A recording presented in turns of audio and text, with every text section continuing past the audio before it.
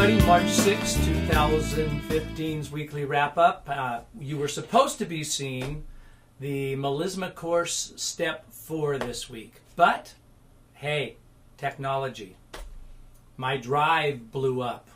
I'm having a new drive installed in the computer that I do all of the video work in.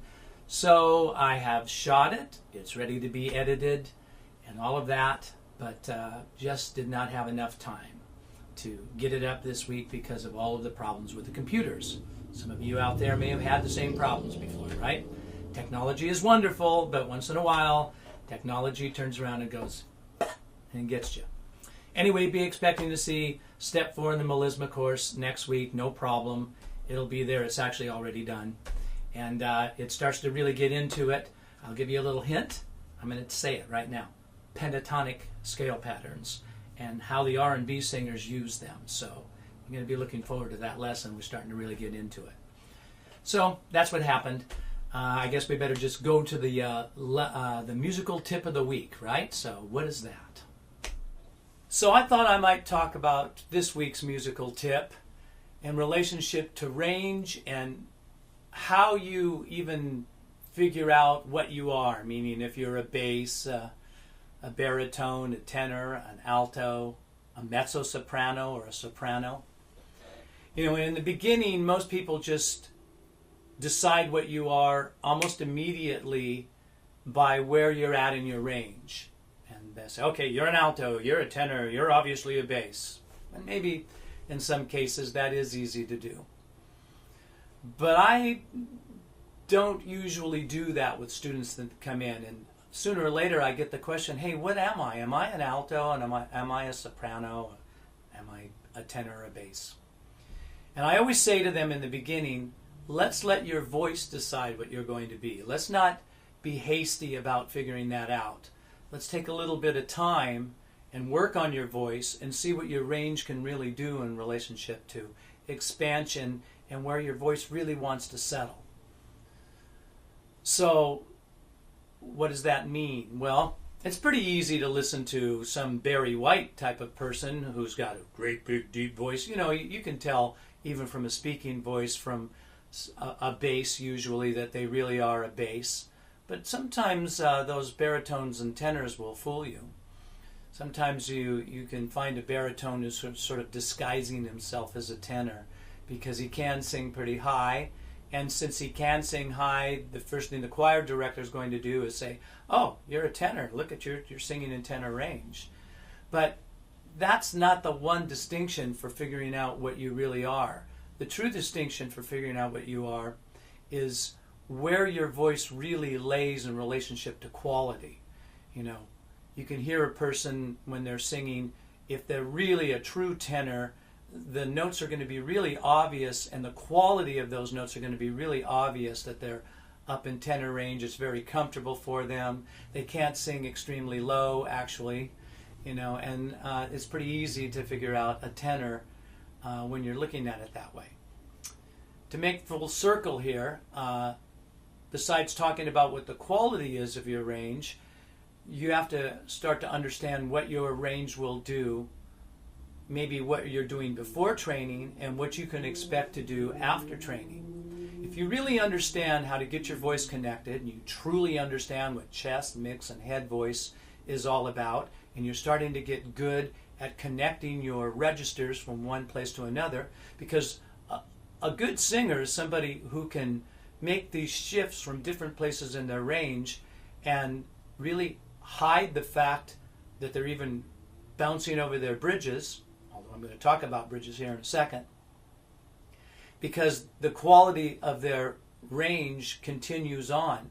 The quality and the sound of what they're singing from the bottom part of their range to the middle to the top have consistency in their tone, in their vibrato, in their resonance.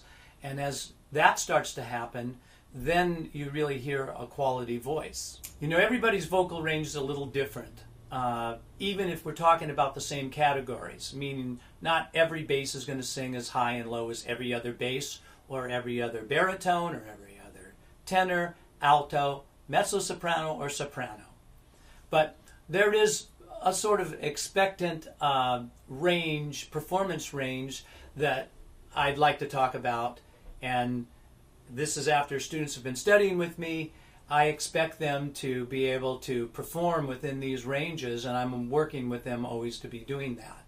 And so I'm going to give you those ranges with the idea that when I vocalize my students, I vocalize them extremely high and extremely low to access the lowest parts of their range and the highest parts of their range, which is their extreme range. And their extreme range, let's say that your performance range is inside your extreme range. Your extreme range is kind of like yoga for the voice. I get everybody to access the highest and lowest notes because it's stretching their vocal cords and giving them a good workout.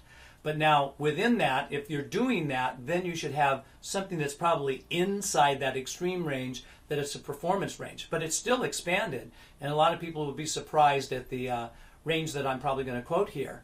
But you should be able to perform within these notes within a particular voice classification. So I'm going to start with the basses and say that if I take a bass down to an E2 up to a G3, which is the G above middle C, I would expect my basses to be able to perform within that range.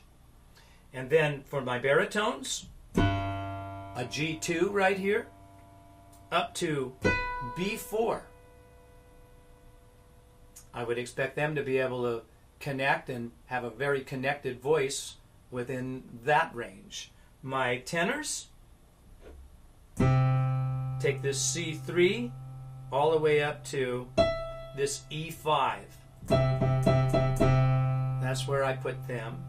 The altos, I'll put them down here to a C3 and vocalize them all the way up here to a C6 in time.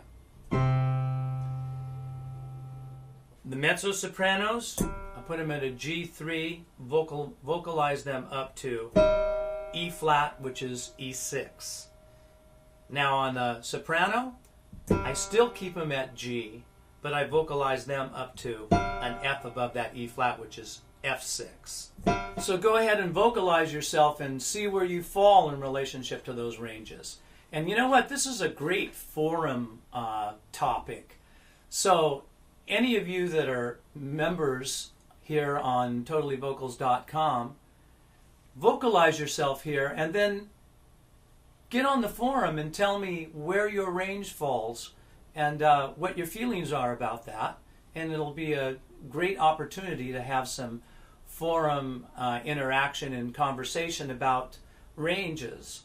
I'd be very interested to hear where all of the members are in relationship to their ranges of your tenors and baritones and altos and sopranos, and what you are, or even if you're working towards something, or any of your concerns, so we can talk about them. So there you go. There's the musical tip of the week: where your range falls and where extended range is after study. Now, don't be discouraged if you go, I can't reach those notes. No, I'm not ready. Don't be discouraged at all. I'm talking about after some study. So get on the forum, talk to me about it, and I'll tell you what you can do to take it to that next step. There's plenty of information right here on the site all about that if you've been studying the courses. Maybe those of you that have been studying the courses, you'll say, yeah, that is where my range falls. I hope that's the case. So anyway, let's make it a topic for the forum. Now, if you're on YouTube and you're seeing this, you can't get on the forum, but you can come on over and sign up for the free membership. Then you can get on the forum, and we can have a discussion about your range as well.